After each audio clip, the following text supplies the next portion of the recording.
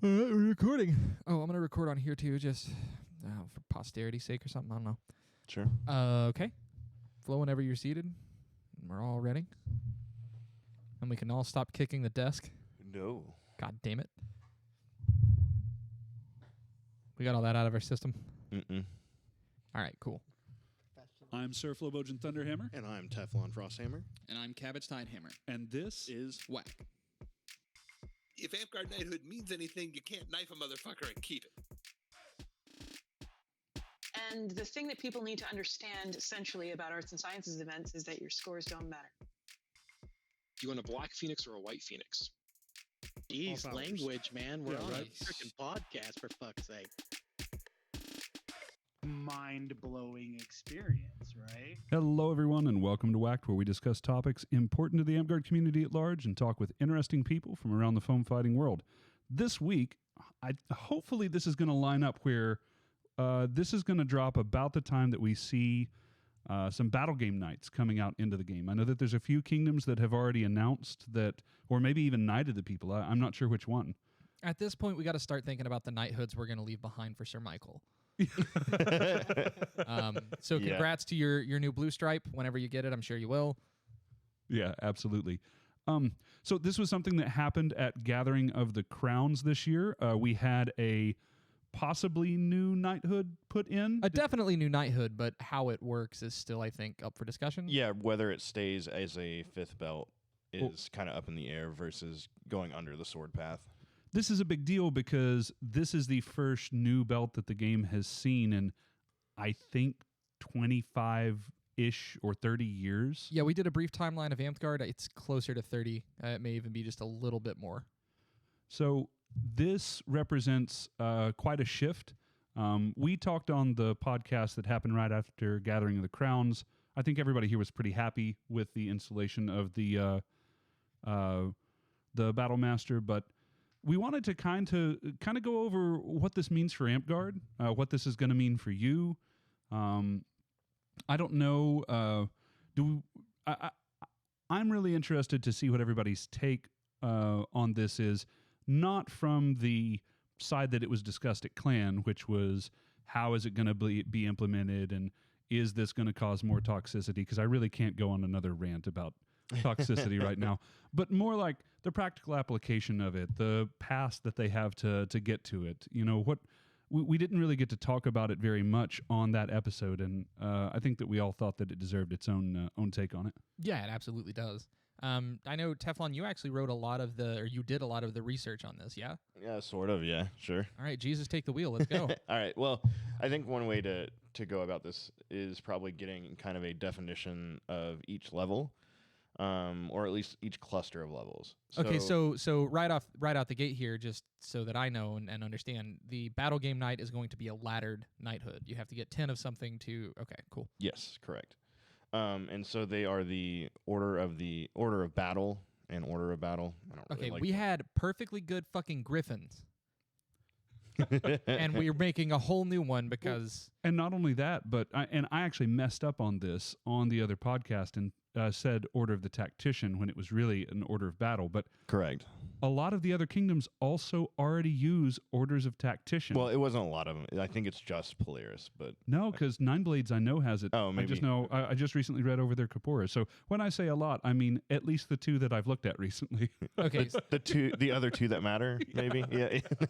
All right, I'm sorry for interrupting. I just feel like it could be griffins. They could be something. Maybe. But the first 1 through 3 of the order is granted for, in this order, showing basic skill in a class game. And then second would be consistent basic skills. And third is where you start the quote-unquote intermediate skills in class games. All of these are awarded at Shire level or higher. So what I guess is kind of sort of defined as basic skills? The first 3 awards, no matter what they are, no matter what branch, are gimmies. I don't care. I mean, if it's I would give someone a first garber if they went out and purchased garb.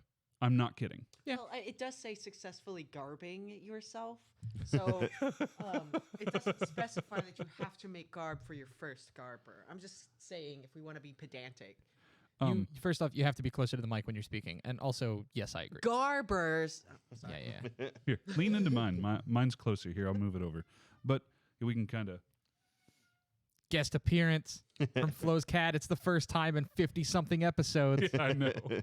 You guys didn't know Flo had a cat. He's had one this whole time. Okay, so let's go over that again, though, for basic skill in a battle game. So that's I casted shove at somebody. Well, it kind of defines it slightly as effective use of your abilities or tactics that have a short-term impact would be for the first order. I casted shove at So, somebody. so I use fight after death. Yeah, I agree. I think that using some sort of first level or even second level ability or something like that on field correctly and in a fashion that is like semi-effective, and by that I mean it happened and it went off. Like you said, successfully casting shove at somebody or fight after death and you killed somebody or pushed them off the point or something like that where it doesn't actually have to be a kill. That's what I was going to say is like we look at a lot of this and say, oh, who did you kill or something? But I think that these were really meant to represent a cool thing that happened. You know, out at our park, we have, Boop uses an ability and ends up making it to where his team's able to make a break. Doesn't kill anyone with the ability or something like that, but it's still like everyone's like, ooh.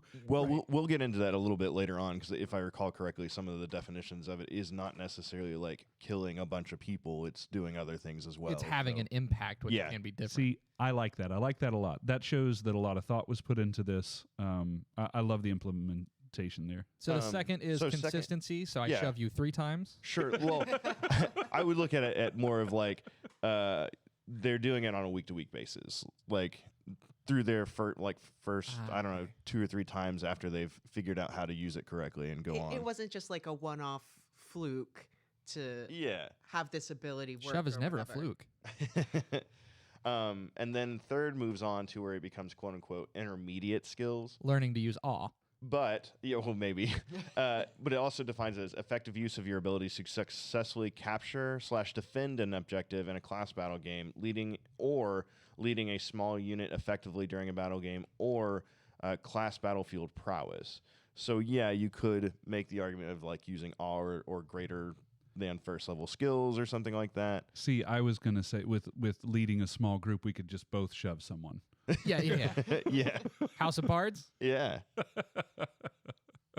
But again, these are all things that are awarded at your Shire level. So, like, if you really, really look at it as this is a brand new Shire, right? Everyone basically who uses an ability correctly the first time probably should be around the first order aspect of it, right? But then you go and your brand new Shire has been out for, I don't know, 3, 4, maybe 5 weeks going out, and you've got a couple people who are more consistently using their abilities than the others. Those are going to be, in my eyes, the second order. And then your third order is where you're not just casting the spells and have them go off or using your abilities and have them go off. It's like pointedly using those abilities to progress an objective. Or defend an objective, either one. And it's, again, you don't have to win the game for these things. These are like small little area parts of it. Right. And then at third, it also kind of breaks it. The other ones technically break in the 2 other aspects of it as well. But I really feel like at third level, this is where the real break into multiple aspects happens, right? Because it has leading a small unit effectively during a battle game. To me, this is like you and 2 other people. Or something along those lines. It's grabbing you and your 2 buddies to run a flank. Right. Yeah, that's exactly the kind of thing I'm thinking. It's a hostage situation. Oh my God. So this is our guest appearance for today. Yeah, you gotta, for all the havoc she's causing, we've gotta give her some screen time. Say hi to the cat that was trying to knock over the camera and the laptop and everything else. Yep. There. You want to say something? This is Kitten Thunderhammer. Yep. All right. So now you're gonna go back. Yeah. No, wait. I've seen the kitty litter you use. This is Kitten Arm and Hammer. Yeah, cat poop jokes. Excellent. That's the Okay, so quality aspect. Third is where it starts to delineate and have multiple. Well, that's where I feel like the Wrong. delineation actually becomes more, I guess, drastic is quite kind of the wrong word, but more like defined, I guess. Defined is good, yeah. Then we move to the 4th, 5th, and 6th. So before we move on, Sure. I want to ask something here because for anyone that's been playing for a couple of years now, you very likely lived through the introduction of crown points, and there was a lot of equations that you could use to calculate how many crown points someone had and something like that. So I want to hit that after the whole thing goes through. Okay. Because there is some debate to it. To Okay. a degree. So 4th, 5th, and 6th happen at the baronial level. And 4th would be consistent use of intermediate skills instead of just showing intermediate skills. So I really feel like this is like you've leveled up a little bit, or maybe even you're at 6. I don't really know where this delineation becomes. It could even be comboing skills, right? Yeah, comboing skills. So maybe like if you were playing wizard and you hit somebody with a ice ball and then you shatter them or something like that, Yeah. right? So not necessarily kill combos, but like I don't know, assassins could use Drag below. Coup de grace. coup de Coup de grace, grace yeah, that's what or it's something called. after hitting them with a throwaway or something like that. Things that are setting up your abilities and setting up some fashion of a combo, right? Yeah, Consistently. I would even say something like, somebody's going for your flag, the warrior with the big shields protecting them. You're playing an archer and use pinning arrow to keep the warrior pinned down. And now the person that was going for your objective doesn't have anyone to support them now. That's not in and of itself an amazing thing, but it's a really good use of your abilities. It's a very strategic use of your... Well, and also the big thing here is consistently doing that at this point, right? Consistently identifying those major targets and pinning them, or consistently using that combo. Yeah. And so again, it's stressing capture, defend objectives, leading a small unit consistently now instead of just a one-off time, right? Or class battlefield prowess. Really, the class battlefield prowess is what builds into your paragon further on, in a way. Whereas the other ones are kind of the tactician aspect of it to a degree, right? 5th becomes showing advanced skills. Its examples include effective use of individual or team abilities to sway momentum of a battle, effective use of individual abilities to successfully capture and defend multiple objectives, and then leading multiple small units or a large unit in a class battle game victory. And again, this happens at the barony side of things. So with most baronies being at, 15 or 20 people? Yeah. 15? At 15, if you're all playing on the field at the same time, then you're 7v7, 7v8, right? So that to me says that you're looking at basically 2 sets of 3, right? For the 2 smaller groups, basically.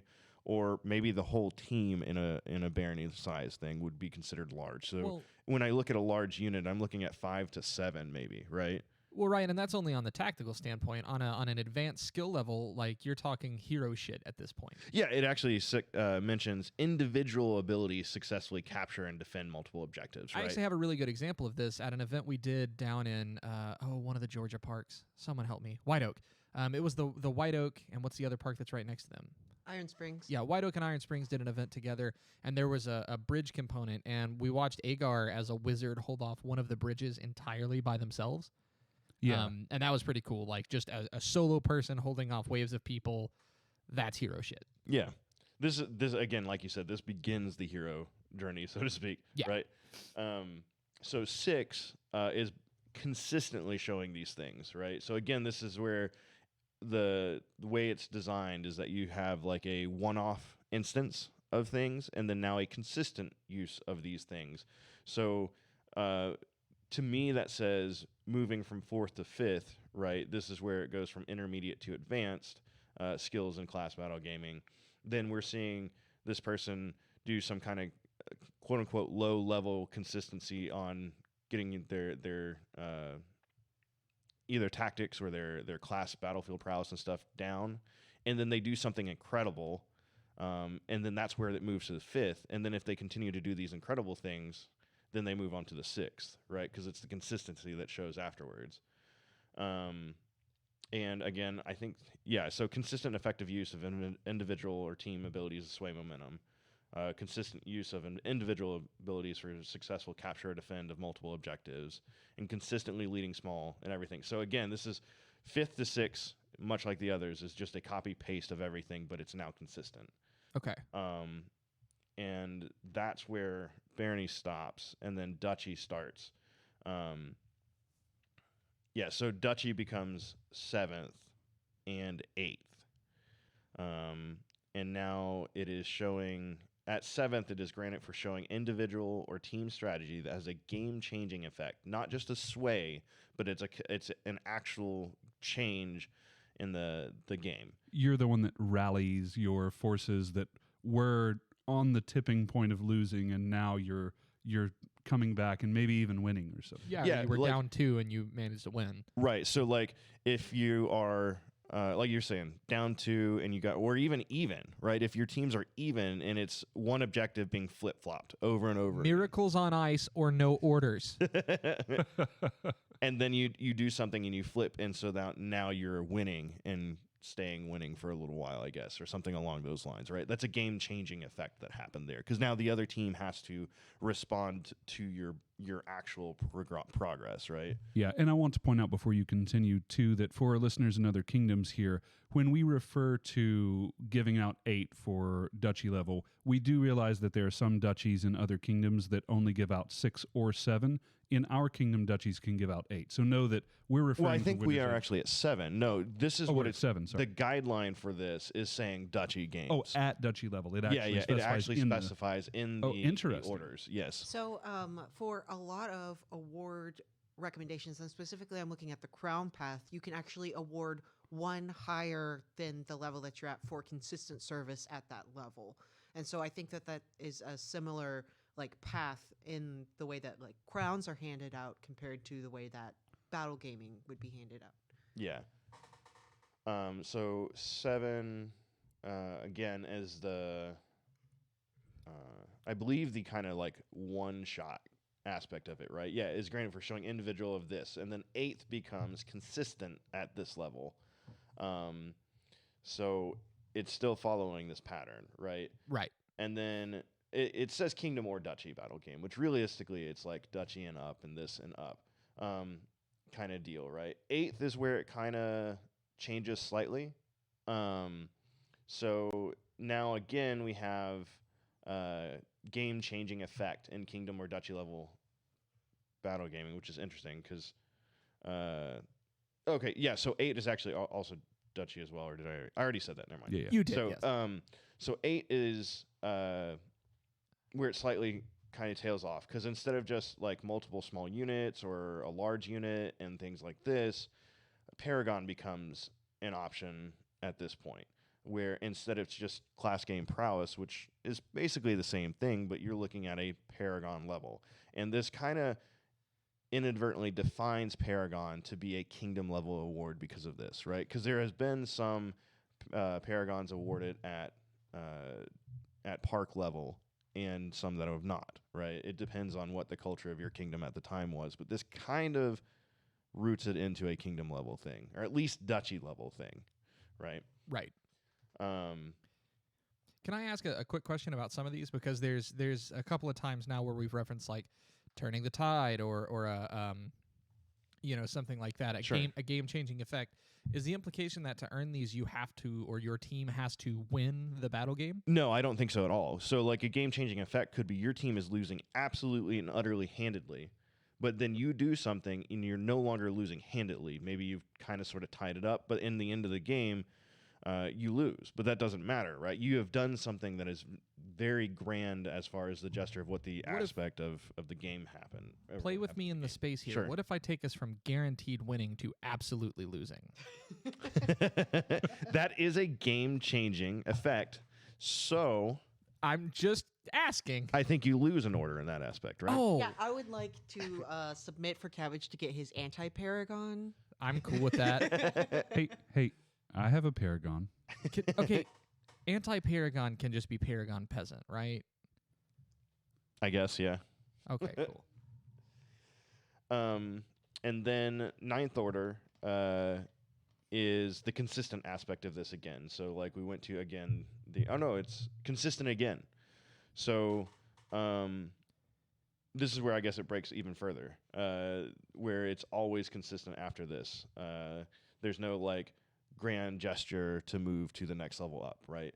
So at ninth, it's continued consistent individual or team strategy that has game-changing effect in kingdom level class gaming. So this is where we truly move to kingdom rather than duchy. So 9 and 10 are absolutely kingdom level things. And then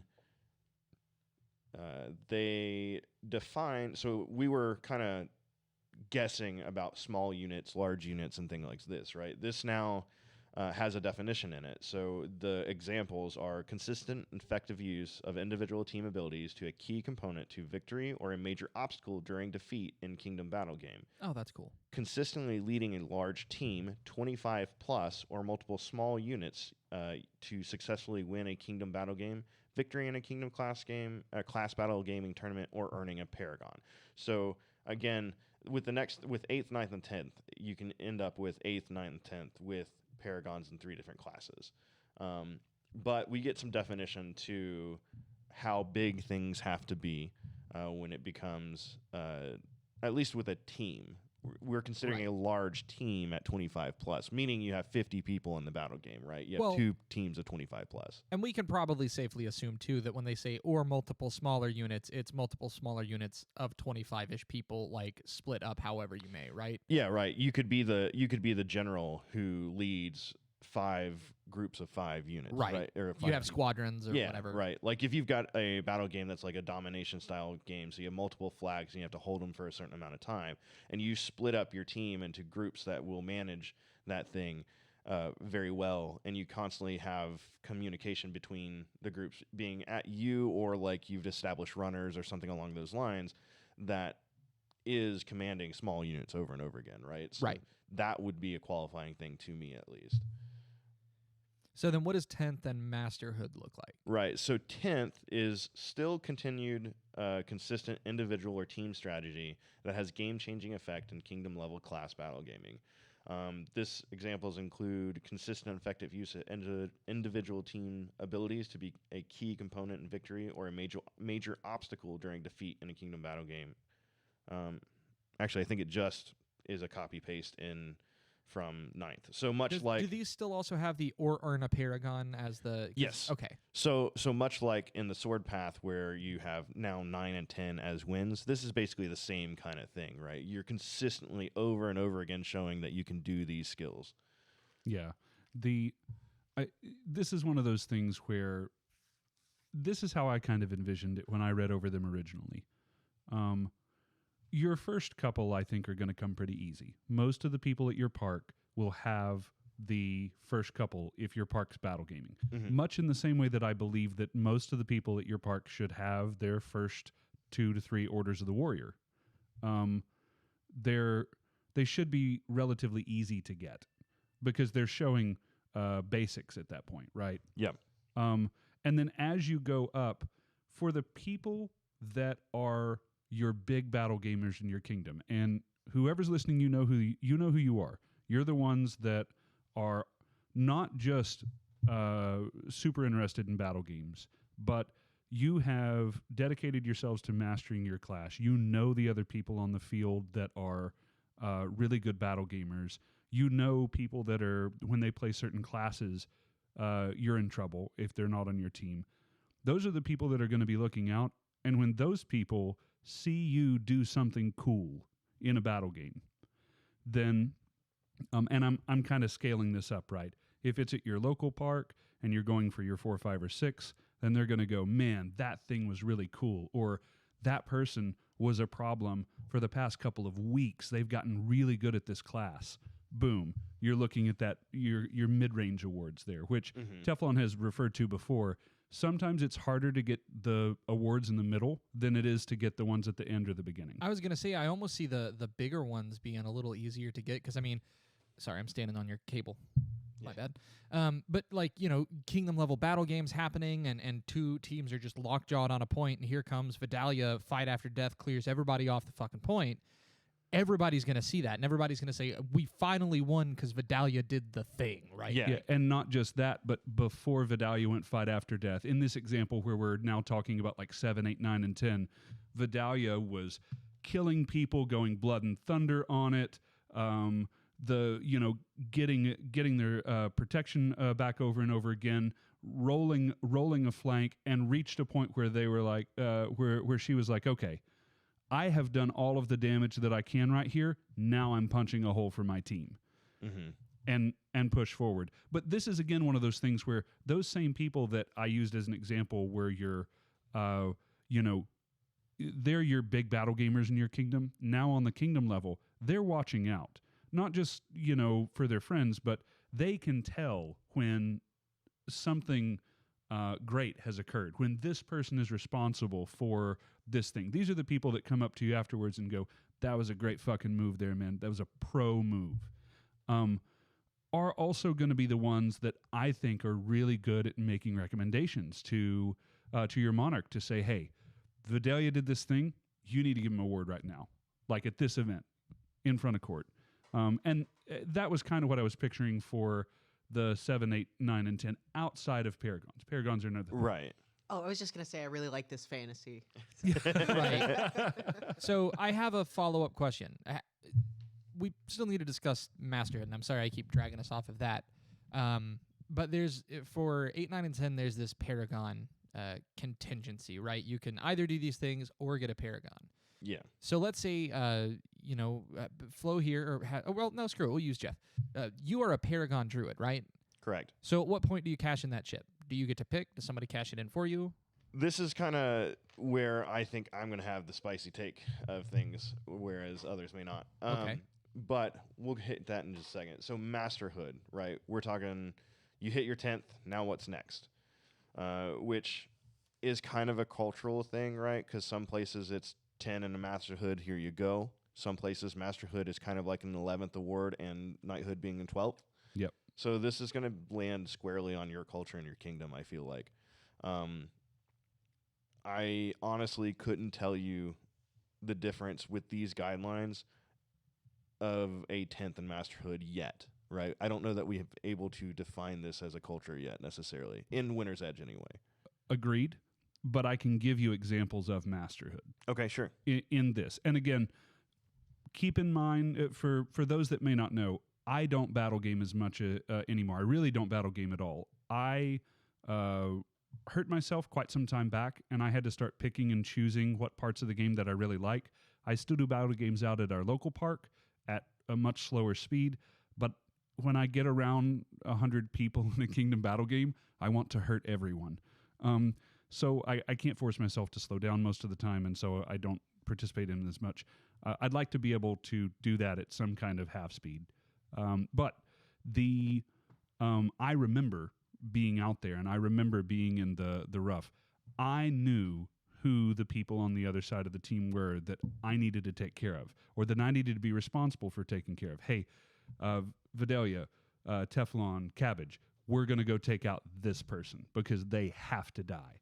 Your kingdom knows who the really good people are. That's the point that I'm getting at. Like, when we look out across our field, if I see Agar on Wizard out there, if I see you or Chuck on Druid out there, I'm missing a lot of people because I don't know who all of our Paragons are, but you get where I'm going with this. Like, those are the people that can single-handedly turn the tide of battles, and have, not once or twice, but multiple times, single-handedly turn the tides of battles.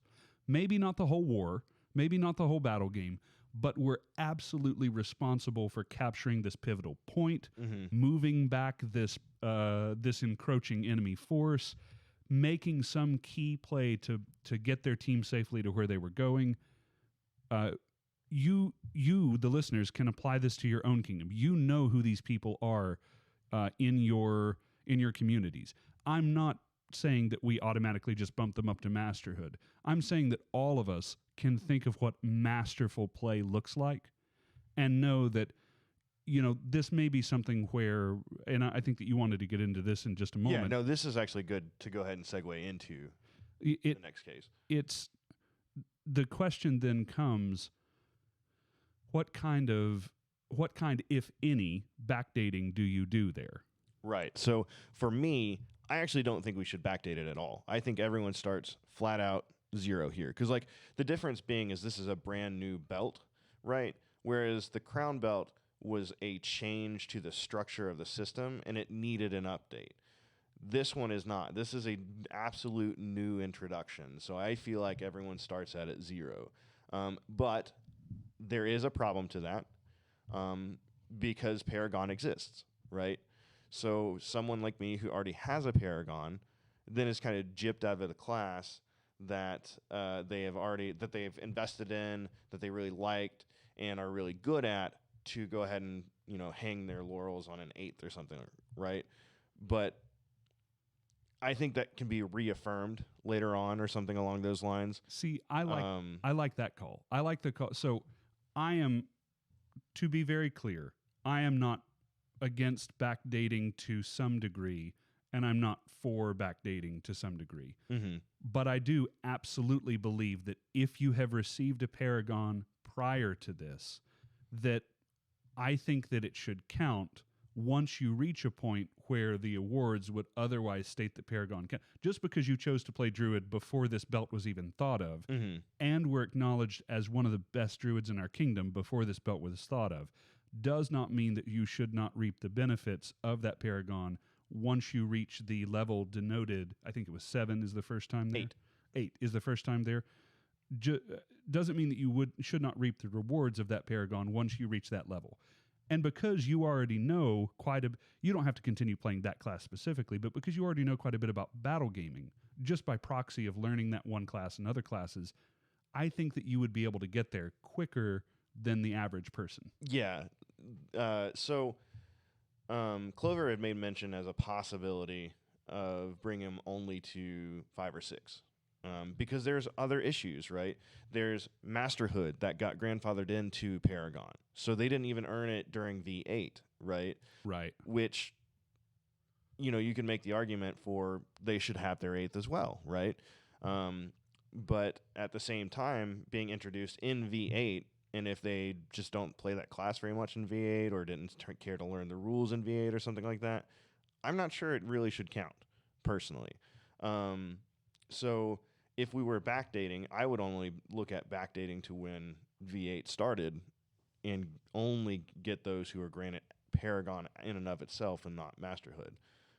I think this comes into like personal preference. So like some people may win like kingdom level tournaments and be eligible for their warrior, but may say like, oh, I don't want to do it because there wasn't sufficient competition at this tournament or whatever, and turn down their award. And I feel like it's the same path. Like, do you feel like you earned your 7th, 8th, or whatever battle master? And if you feel like you've really earned it, then take the award, right? Like that's your, at the discretion of the monarch, and then at your own personal discretion. I mean, yeah, that's definitely it too. Again, we also have to run into the issue of park level Paragons, right? This is now a kingdom award, hands down, realistically. Yeah, there's been the way it's done. There's been a change in the structure of how this particular award is even handed out.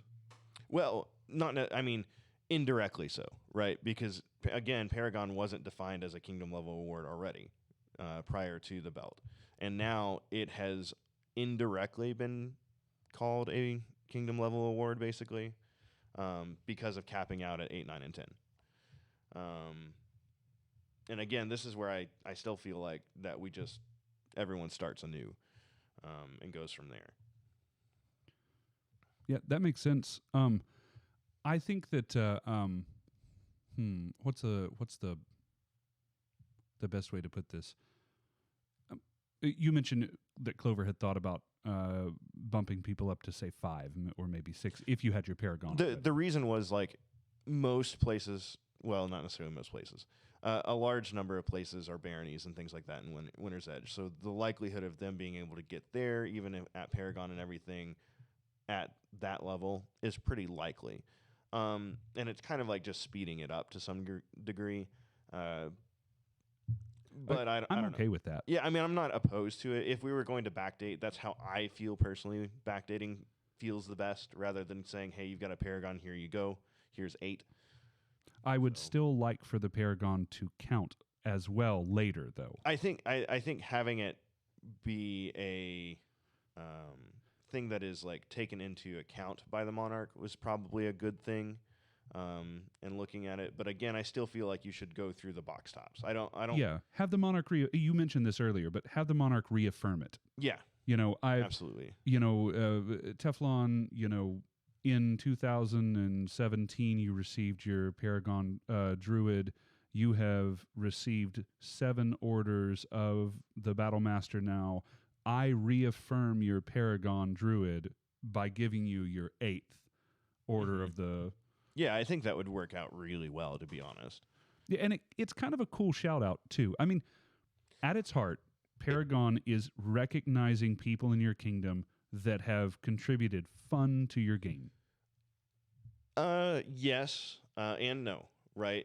So it depends on how your kingdom defined Paragon prior to. Like, I know Polaris highly defines Paragon as skill-based. Like, and again, it's not solely skill-based because CADS has a really cool thing of the 3 S's. So it's like the Japanese ranking system or whatever, right? Yeah. In a way, so it kind of harkens back to that, and I thought it was clever.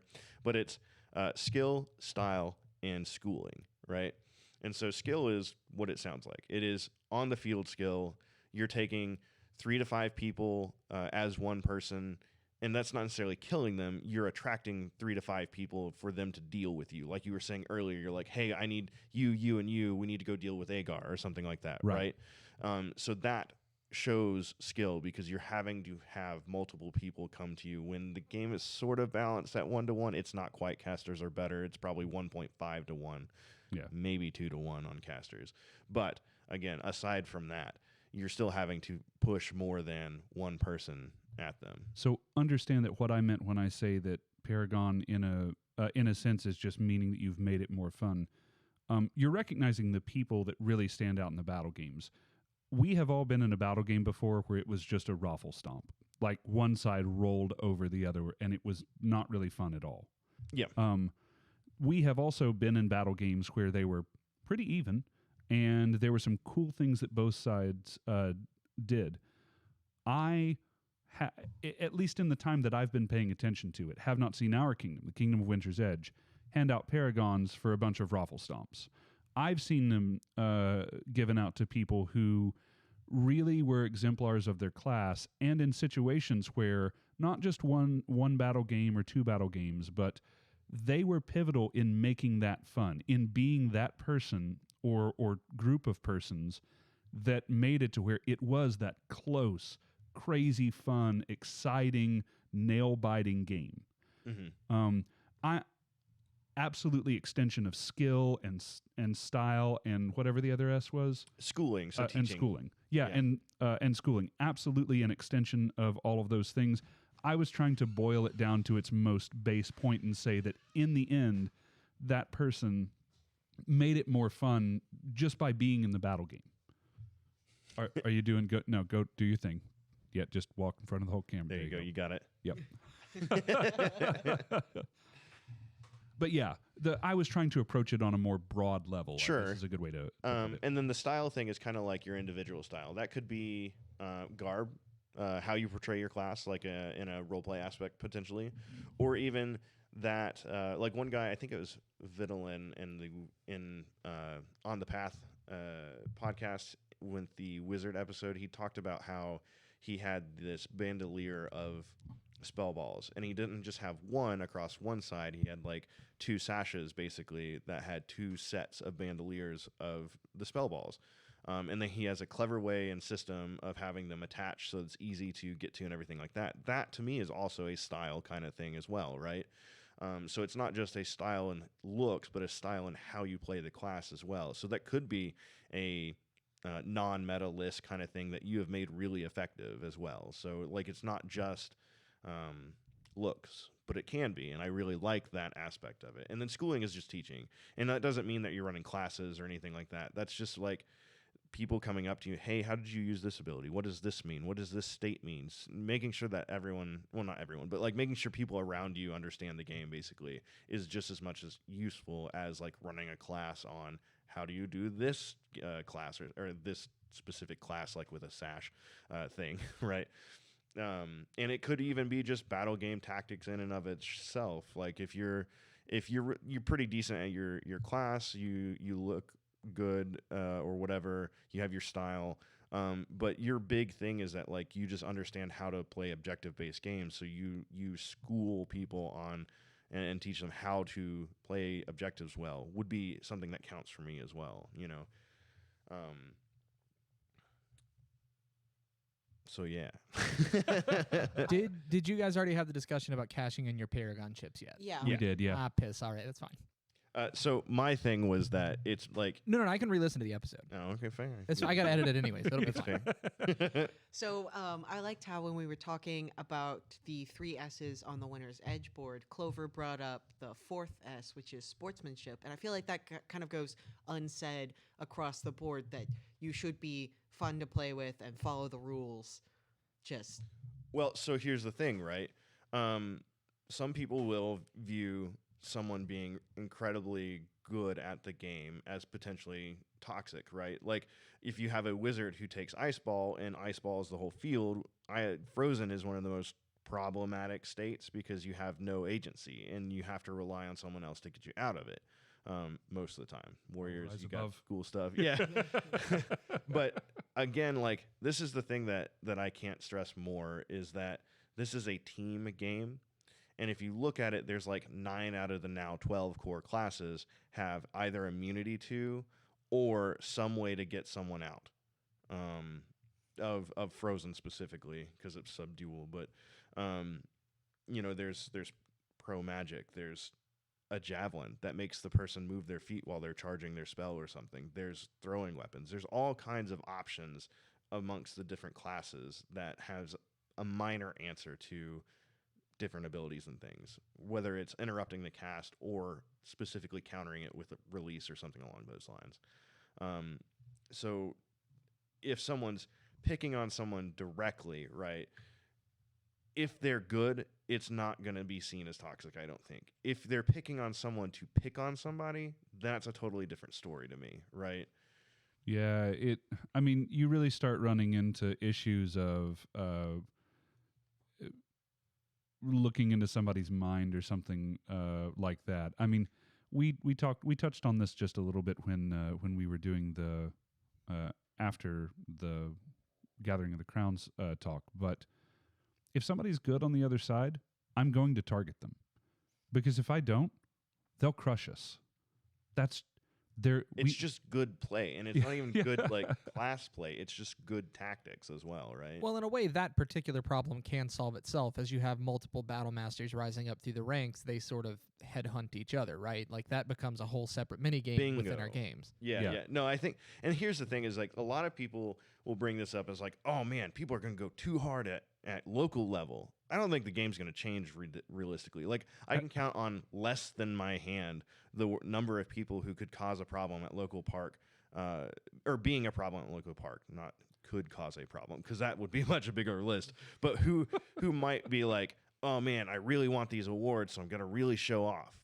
I don't think you're going to really see much of an uptick on that at all. No, I mean, I've traveled to a lot of parks in my time in the game. I have seen bad behavior in a regular park battle game with nothing on the line at all, and I've seen excellent behavior in a kingdom battle game where someone could have gotten away with something and chose not to and do the honorable thing. I mean, this is kind of one of those things where to very briefly recap my statement that I made before. Oh, good, I missed it. Yeah. No, this was from the the crowns thing. Ah, crap! I didn't miss it. Yeah, and I really I want to wrap up the toxic thing and move on too, because God, I feel like we talked about it too much. But well, the problem is it's a legitimate fear to many. And so I'm turning towards the camera for the 95% of our viewers that listen to us not on YouTube. I understand that toxic situations come up in our game. I have both been on the receiving end of them, and I am ashamed to say been one of the people that have caused them in my 20 years in the game. It's not the battle game that does it, though. Competitive situations, no matter what they are, racquetball, Amtgard, whatever, have the capability of bringing out the worst in us. Our job, then, is not to look at the invention of a new award and say, this is going to make everything more toxic, when right now we don't have any evidence to suggest that it's going to. Our guard is to both be careful of our own actions and watch over the actions of our friends, and also to listen when those same people say, hey man, you might be getting a little bit too hot. You know, take a water break. You're not out of the game or anything, right? Just go grab a water or something like that. Oftentimes, the best way to handle these situations is to diffuse them before they happen. Well, and for the truly, again, I hate using this word, but for the people who are truly toxic, the culture has become much better about weeding those people out. Well, yeah. So like if you have someone at local park, because this is really the fear, right? Because someone at local park going hard and then inadvertently or on purpose, or vertently, yeah, sure, run people off because on a local thing, you know, someone's, you know, just kind of being a dick during a battle game or something like that. In the sense of like you're 3v3 at a small shire and the guy says, I've got icy blast and ice balls for the entire team, is kind of just annoying. Like you shouldn't be looking to quote unquote go hard at local park if you've already, you know, surpassed those skills. You know, I would say too that attitude has a whole lot to do with this. Absolutely. Because I have seen situations where I'm going to use you specifically. Oh, I did here. it to Lauren last week. Well, so many shoves. I'm going to use you specifically here, not shoving Lauren, though that's funny. I have seen you at our local park level just project jokes, happiness, laughter, and stuff like that. And all it takes is one person really to be out there doing that, and you kind of start to create this environment where it's really hard for anger and frustration to survive. Yes. It's very much like a light pushing back the darkness sort of thing. Right. So whenever Clover brought up sportsmanship, and then I believe Rabbit answered in the idea of like it's a general like good sport thing, like just like in sports, right? So my counter to that, to try and weed out discussion about hyper competitiveness at park or this, that, and the other, right, was okay. So yes, sportsmanship in sports. That means the two teams playing against each other are going as hard as possible because they're looking for a win. But as long as you're in good spirits with the other team and you're not causing like, you're not arguing with Reeves, you're not arguing with other players in the sense that like, hey Flo, I finished my spell first, or did you? What do you think? You did? Okay, cool. Then I'm frozen or whatever happened, right? It's the I attitude. like that you keep going back to Frozen. Well, Frozen is the one that everyone has problems with. It's because it takes away your agency and it's readily available. That's why it's probably the most abusive state in Amtgard. Maybe in V9 we'll get Frozen too. I hope so. Oh my god. Electric Boogaloo? I gotta go. I'm sorry. So, for instance, Teflon was shoving me the entire battle game at park, but we were both laughing about it. Like, there was no hard feelings. I may have played Battle Mage and only took shoves in this local level game because it was a collection-based game, and I wasn't using him a whole lot at first because Lauren wasn't playing on the other team at the start. I think she came in late to help balance the thing, and I was like, oh, no. And so I shoved her about 4 times in one random direction, and she's huffing and puffing. I'm laughing about it. It was on me. I didn't have a javelin. That's on me. Yeah, exactly. No. But then I stopped, right? Like, I didn't continually do this. I don't know, whatever it is. What is 30 shoves alive or something like that for it to be Battle Mage that way? I didn't do all of them. I didn't do even close to 5 of them, really. Well, okay, I did get close with 4, but like it wasn't I'm taking you completely out of this local level game. It was like, hey, I see you're here. Go back up for a minute. Well, and so I want to make a call out to all of the kingdoms in Amtgard as well. And I said that I wanted to stop talking about the toxic thing, and we've kind of flipped the script and started talking about the positive things that can get rid of it. But we also have to be really careful not to try and justify this belief that we have that it is automatically going to make things more toxic. If you're one of the people, and I'm not picking on you when I say this, if you're one of the people who are honestly, truly concerned that this is going to make the game more toxic in some way, and then you go to park and see something toxic happen and use it as a justification. This is in logic and rationale, this is what's known as a post hoc justification for your belief. That thing could have happened whether this came out or not.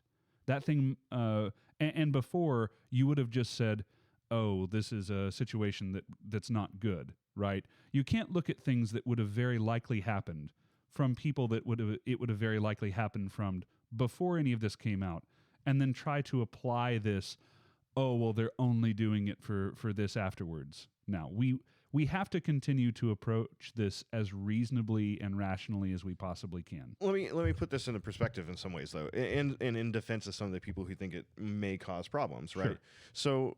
So King Clover and our champion Oz came to the park that weekend, right? So if it wasn't me, who more people know isn't going to be as much of a problem in the sense of like I'm going to make it somebody's bad day or something, like I'm not malicious about it, kind of thing. Like if it was just a random person who's like, oh man, Monarch's here, Champion's here, they're going to see me go, I'm going to shove Lauren into the forest 4 miles away, right? I woke up this morning and chose violence. Right. I packed 30 shoves and I'm going to make it someone else's problem. Right. Where's Teflon and Vidalia? Oh, they're over that way. They went for a jog around the park. We're at the Mapco. Yeah. I shoved her all the way to the Mapco so we could both get drinks, right? But no, like that's kind of the thing, though, right? Like someone else sees me doing this to Lauren and says, oh, this is acceptable, right? So they go and mimic it at their park, or they came and wanted to just show off for the kingdom people, right, who came to the park. At what point do you draw that line, right? Like that's kind of the fear, like because if I wasn't acting in a laughing way or anything like that during the battle game, I charged her with ambulance shove going off to forcibly remove her from the objective at the time, right? So someone else looking at it could see that as me specifically targeting Lauren in a malicious way, right? But again, I didn't continue it. I shoved her off the objective. We completed whatever part of it that we were going for and then moved on. The context here is really, really, really key, right? Right. If you are already kind of known for being a hot-headed person who holds a grudge and picks somebody and singles them out, then yeah, that's going to be a problem for you. Well, so this is kind of a greater thing that I see across Amtgard, right? Like, a lot of times we look to our kingdom officers to do things rather than our park level officers. So we need to empower our volunteers at a local level, be that our monarchy at a local level or even our reeves at a local level. If they see problematic behavior in a battle game, someone needs to say something. And it doesn't have to result in a ban. It can just be like, hey man, can you just sit down for a second? We need to talk. Like this is not, you're creating a not fun atmosphere by singling out people whenever it's only a 3v3 game. Like, be good, but don't be, like, oppressive or something along those lines. Does that make sense? This is a thing that I see sometimes where, just because a dick shot is a legal shot location doesn't mean you need to target that on every, on every time you get the chance to, right? Well, you can see it being malicious versus and just happen to be a dick shot, right? Right. Like I guess it's easier to tell when that type of thing is malicious, but it's still kind of the same problem. Just well, I think it would be easy to tell if someone's maliciously targeting someone in a battle game as well, just the same. It's probably true. Yeah. I mean, I guess this is you see something, you say something, right? Like you need to be It's also, it could be my perspective is different because I feel like I'm decent at fighting and I'm also decent at battle games, so I can tell a little bit of a difference, whereas someone who is brand new may not be able to tell the difference. So I may have an internalized bias that is not quite, well, I guess it's realized, but not quite realized in this situation, you know? I mean, some of that too is going to be, you always have to wear your kid gloves with newbies on their first, second day out, right? You know, if you repeatedly shove the brand new guy who just walked out, yeah, you're kind of a dick. If you repeatedly shove Vidalia, you're kind of funny. Yeah. Fight after. So where are we at on the outline? I got plenty of time to read it while I was in the restroom. So where are we at now? Well, we covered. Subway was, I was in Fight After Death, and You're gonna have to get way closer and talk way louder. Subway was That's barely good enough.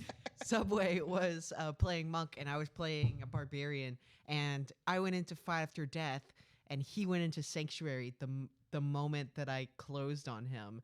And so he had drawn me away from the battlefield and then went into Sanctuary so I couldn't kill him. And it was so smart, and I was so angry. See, this is where I run into the problems with people getting mad about certain things in a battle game that happened, right? Like, easily, Lauren could have been really mad that Jay abused a tactic instead of just being like, ah, damn it, good job, Jay, but I'm still mad that you made me do this, right? This is where, like, this is about always taking the most charitable interpretation unless you've been given reason not to believe that it's the most charitable right. interpretation. I feel like that is the better way to go towards things, especially in Amtgard in general. You know, again, we need to empower our volunteers. In a lot of ways, this is a mindset thing, though. Yes, it is. You lost. That doesn't mean you're bad. That doesn't mean you're not, capable or whatever. You lost. You just got outplayed. Yeah. It's like when we play League and somebody kills me, and half the time I'm like, God damn it. And then if I'm in a good mood, I'm like, oh, that was really cool. I never saw that coming. Like, right. Yeah. You can choose that mindset. It just depends on how you start your day sometimes. Well, and go ahead. This is the whole thing where we all have different pre-programmed reactions, right? Some people just have a knee-jerk reaction where they'll get mad, and you can see that flash of anger come across their face or something like that. I never, ever, ever ask people to regulate what your knee-jerk reaction is to something, but you can control whether you release that out into the world, right? I've been hit in the face and threw my gloves down on the ground and yelled, damn it, because I was hurt, right? But we're adults, and you need to be able to take whatever happened. If it was a situation where you, in Lucas's example, you just got outplayed, or a situation where something happened on the field that you think might have been funny, or Jeff's situation earlier of did my spell land first or did yours, or I think mine did, or something like that. You have to be able to take a moment, take a breath, and say, I don't think this person is trying to cheat me. I think that they probably honestly believe that this thing happened, but I disagree with them. Or I don't think this person was trying to hurt me. I think that this was, in the case of getting hit in the face, I think that this was just an accident, or this person's new. This person is new, and they are going to hit people in the face. Yes. Or something like that. Like, again, you can be internally as mad as you want. You can even have that flash moment where, you toss your gloves down or something like that. But you have to be able to take a deep breath and go, hey, it's cool, man. And move on.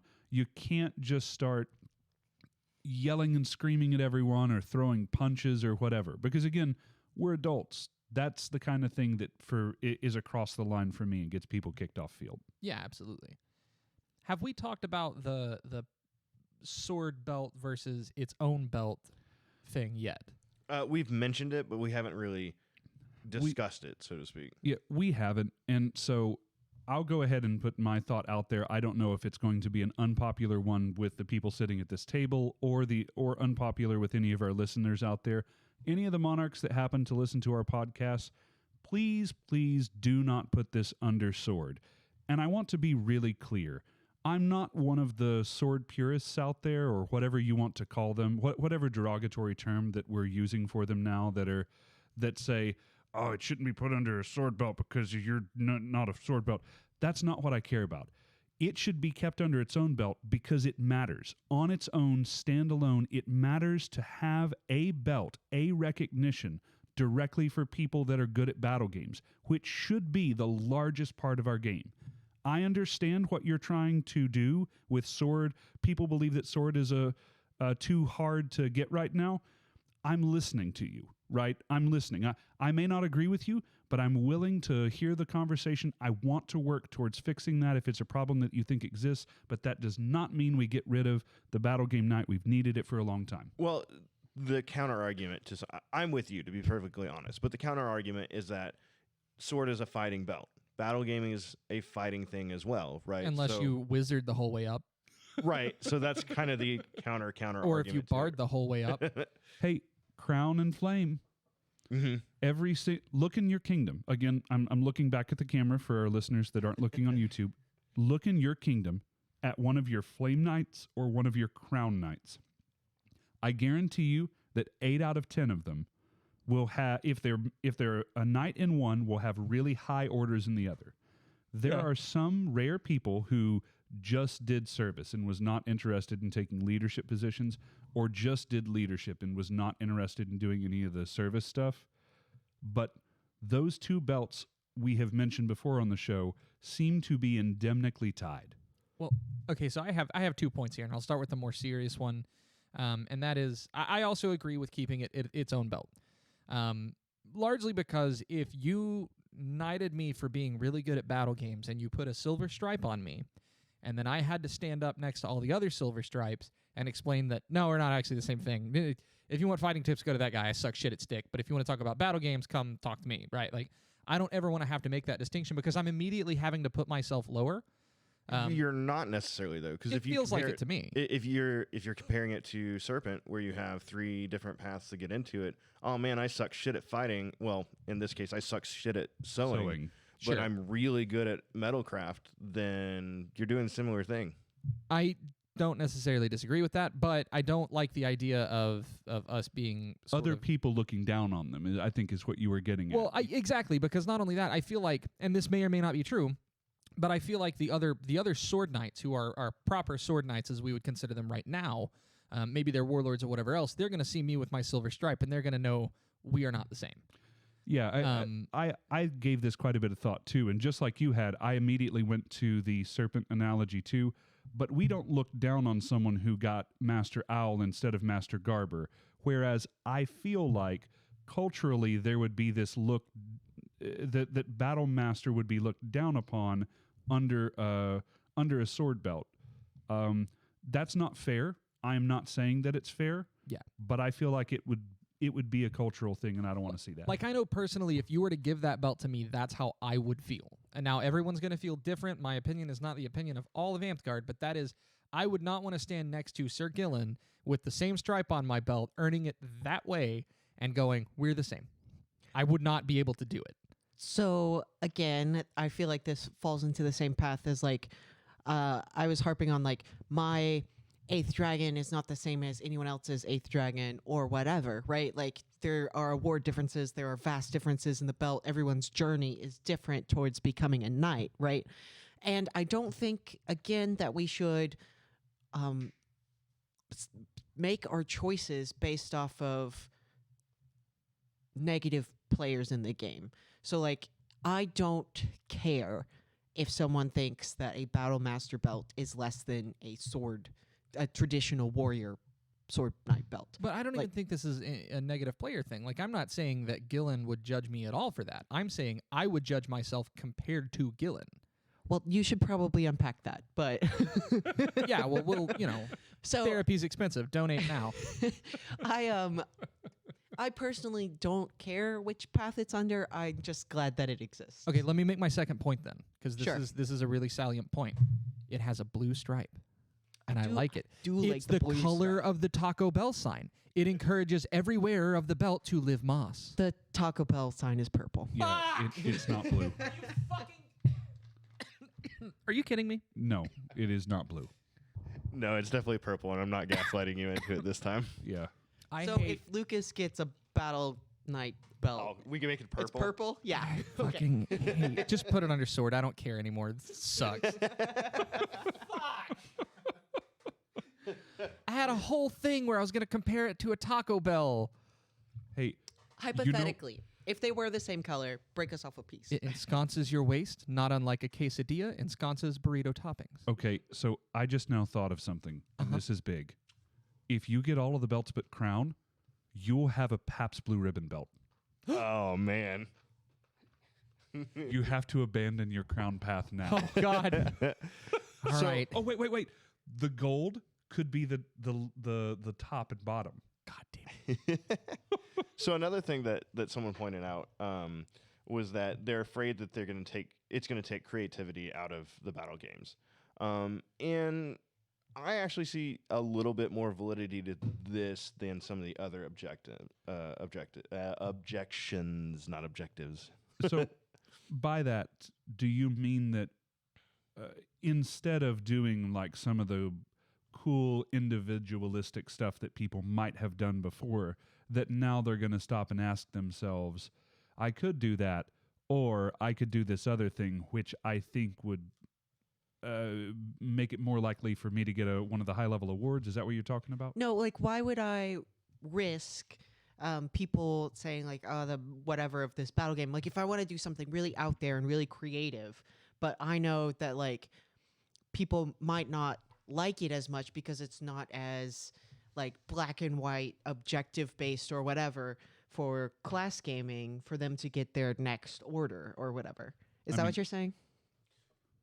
Yeah, so like instead of as many maybe quests or something like that where you are doing something that's a little more role play based or something along those lines, or maybe like neutral monster type things being involved in the games, it is just simply a objective thing. Like actually when I was playing War Machine, there was kind of this problem, right? So they came up and they had their steamroller thing, which is like a section of like 8 or 10 different types of games, and you would roll and you would play those specific 8 or 10 games, right? And you knew ahead of time what they were, and you can plan around it and everything like that, which made the games kind of robotic in a way, because you're like, oh, it's this game, it's the monolith game or whatever you want to call it, so I'm going to do these tactics. And then you just kind of adapt slightly based on what happens in your game. And so the idea is that like that in Amtgard, where it's like, oh, it's hold the point, it's a bridge battle, it's a capture the flag, it's a whatever, generic objective game that is going to happen every game, instead of having like the troll one that we did at the one day that kind of kicked us back out of COVID in some ways. Because there's not as many chances to do battle mastery sort of stuff in that type of game. Right, that's kind of the fear, is bringing it to a very, very black and white kind of environment instead of like a creative one. So less creative terrain or less creative monster type things that are in the battle games. Maybe I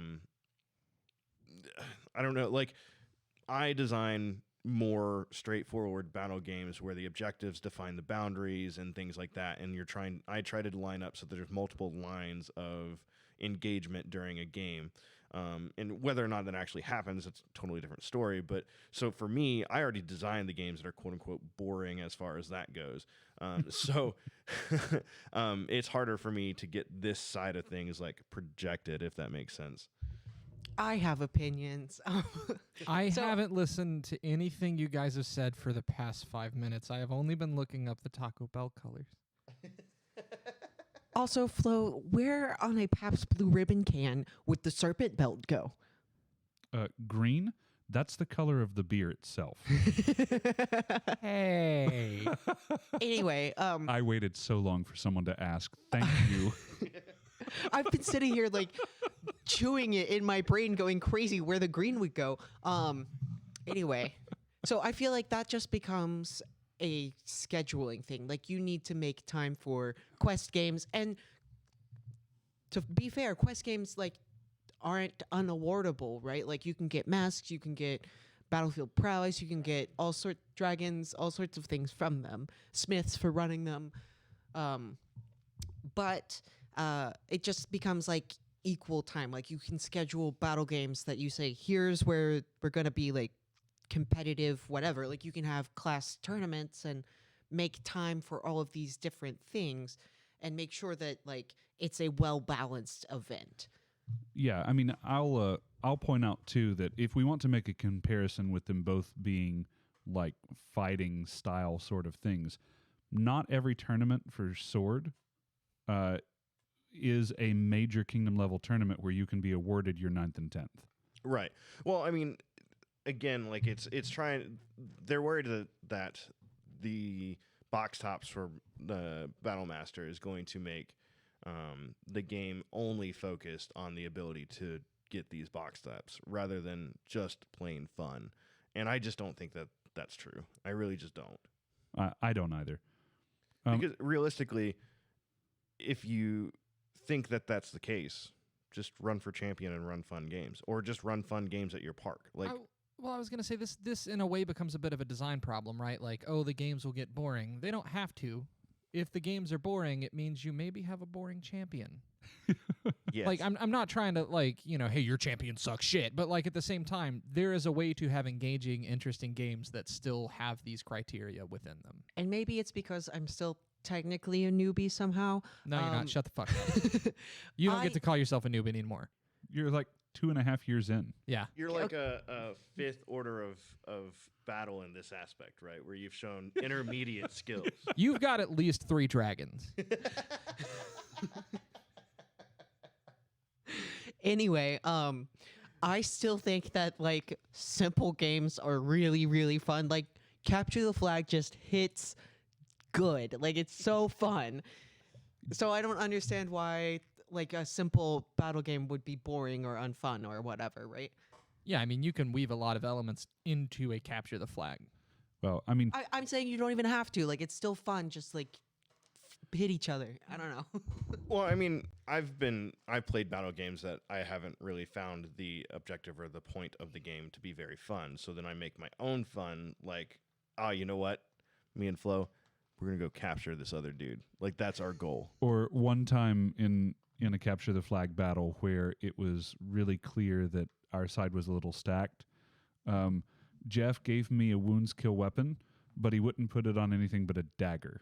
And the agreement was for me to get the enchantment, I could only go dagger. So I went dagger with wounds kill. Dagger in the smallest punch board you could have. It was. It was. I think that it was 4 inches. It's the paint can lid, right? Yeah, it is.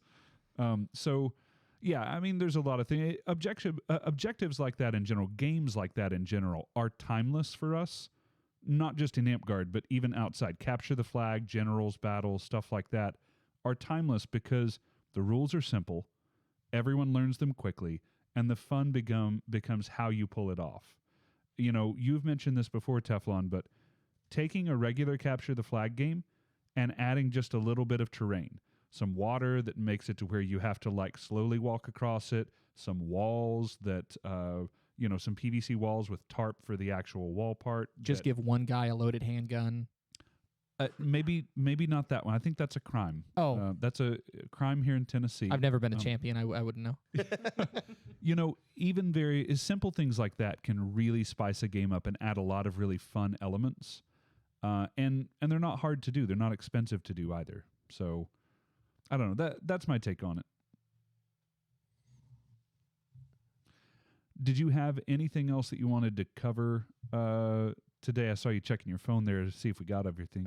Well, so I had kind of our discussion in what our opinion 7 through 10 looks like, which we kind of already discussed. Like, and what does Paragon look like to us? And I brought up the 3 S's with the added 4th S of sportsmanship, and I also agree that it's kind of a silent S because it shouldn't be needed to be named for it, right? Did we ever talk about how Griffins could and probably should path into this? Man, if only Griffins could and probably should path into this. What's that award that doesn't exist? I hate everything. Griffin is specifically for. Hold on, let me pull it up. I'll read the definition at you. So I don't see the Griffin in the rule book, right? Yeah, while he's. Can we just make a belt for all of the Forgotten Ladder awards? Like we put masks and Jovius. It's just a slightly darker version of the belt it would have laddered to. So Hydras are just dark green. No. It's a gray belt.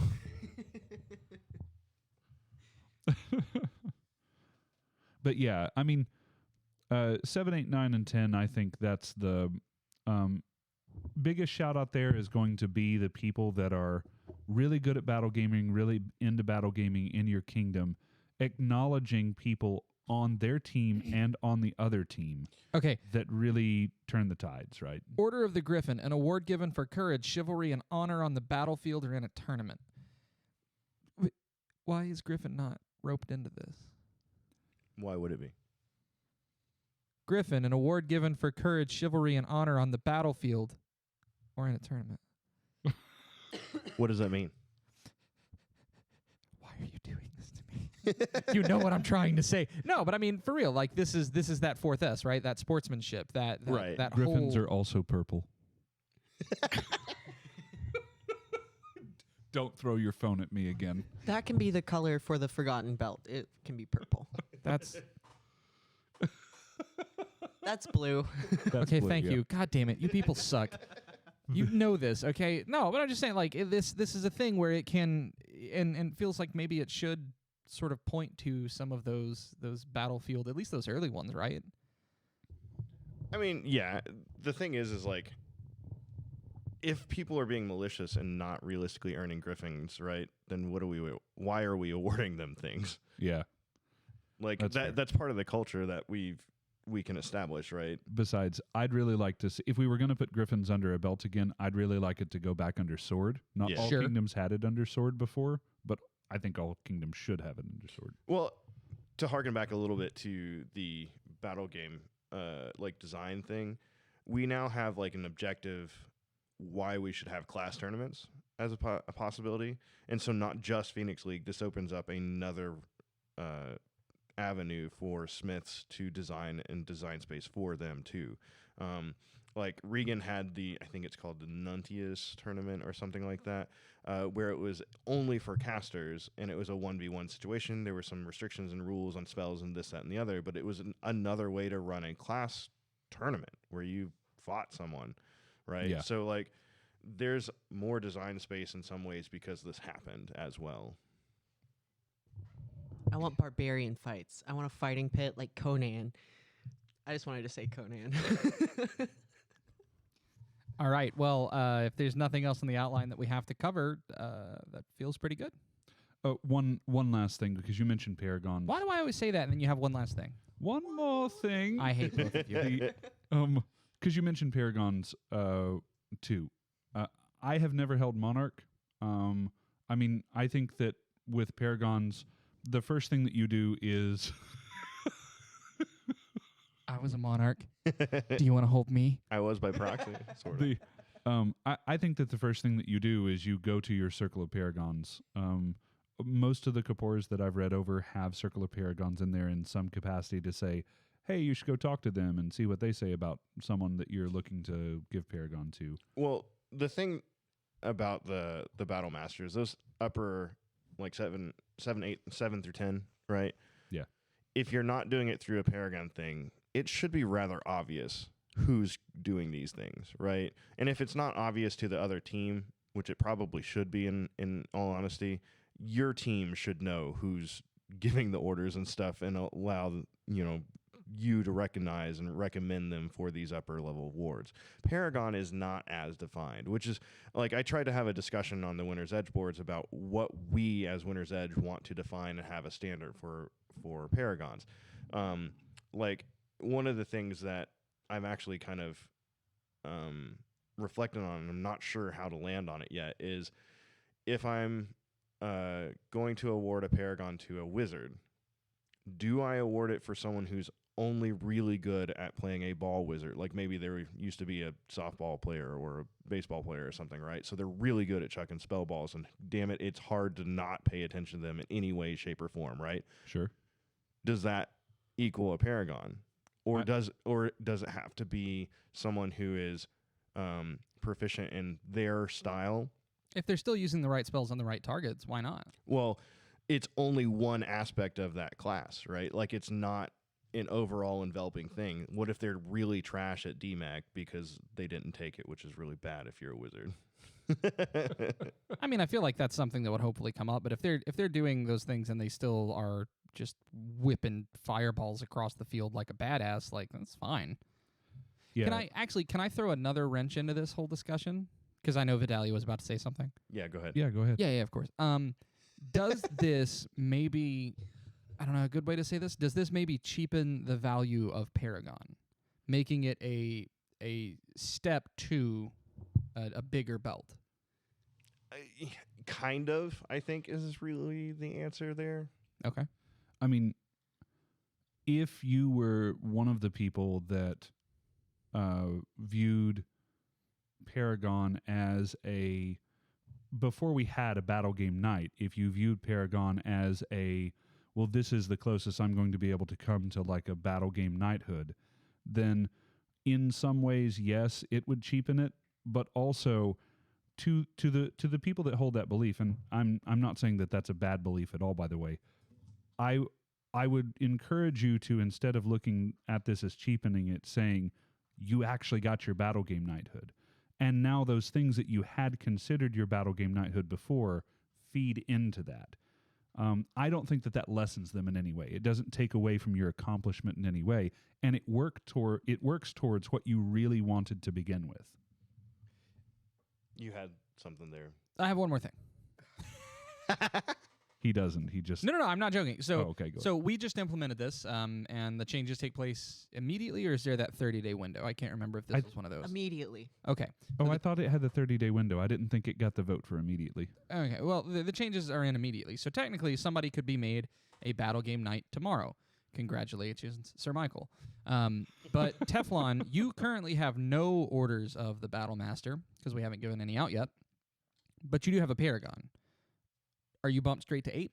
We talked about this. We talked about Oh, this. come on. But I want to reiterate. You said that you were just going to re-listen to the episode. Well, I didn't know that we talked about this. Look, we started our day with Nashville Hot Chicken, and it's been hell nail for me ever since. I do want to reiterate that was good I chicken. personally think that we should start all on 0 Okay. and then build up to it. And Flo, and I just kind of wrote the Paragon I got already off the board, and I have to get 3 more. But Flo made a good point of like, once I build up to 7, then the Monarch can go, hey, you had a Paragon Druid, so here's your 8th. But I really like the climb to go to it because, again, I think it's intrinsically different from crowns being converted. I don't disagree with that. That's kind of where I sat on it, so that's interesting. And one other thing that we covered too, just to recap, is I wouldn't mind if someone that had a Paragon was given like 4 or 5, something like that, like bumped ahead of everyone else. No, I feel like they should earn 1 through 7, and then boom, you get 8 because you have a Paragon. Like, show us you can do the thing, and like, yeah, you've got that one particular box top. Here you go. Like, it's fine. Yeah. I was seeing if it was in the orc yet. Is it? I think it is. Someone from FR, because I can't remember how to say their name. Renai. Yeah, that one. Uh-huh. It's in the orc. Thanks, scribe-ish person. But as far as the Battlegame Night thing, I think I'm pretty much good as far as the quote-unquote outline, if you could call it that, goes.